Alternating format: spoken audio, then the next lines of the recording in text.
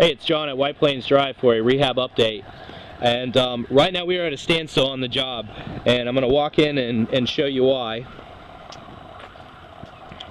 The house probably looks a lot different than it did whenever we started. There's no walls on anything, and all the drywall on the walls and ceilings have been taken down, as you can clearly see. The reason why we did this is we found extensive termite damage that started here on this wall, and you'll notice there's wood studs that have been removed.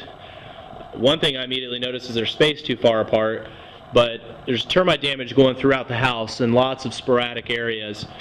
Right now these are load-bearing beams, and we've got it all across the top of here, all along the exterior walls around the entire house. The load-bearing beams along the top have all been eaten with termites. And that's a major problem because those are the structural walls, and if those walls fail, then we could be dealing with a portion of the house collapsing. So what we've done is we've stripped all the drywall off of everything, all the walls and ceilings, so we can see the damage, so we can fix it the right way. We've got termite damage all along here. You can see where they've eaten all along here.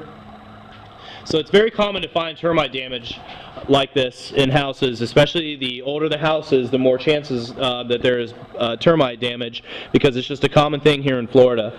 Now what we've done is, now that we've got it opened up, we've had an engineer come out and look at it, and he's going to give us the insight we need to properly put this thing back together, fix all the rotted framing, so we can make sure that it is structurally sound and safe to live in.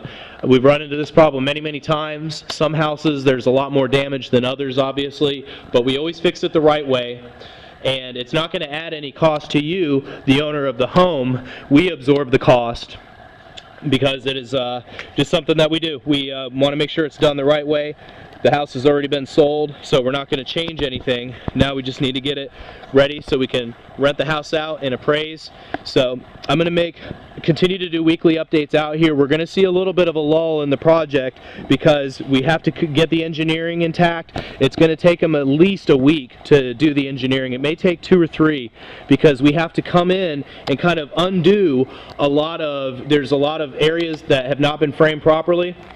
And there's just little things that the engineer has to come in and really has to go over every detail, over every clip that's been put in. Every little nook and cranny of this house has to be accounted for by the engineer. So we'll see a little bit of a lull, but I'm hoping that we may be able to be picked back up within a week.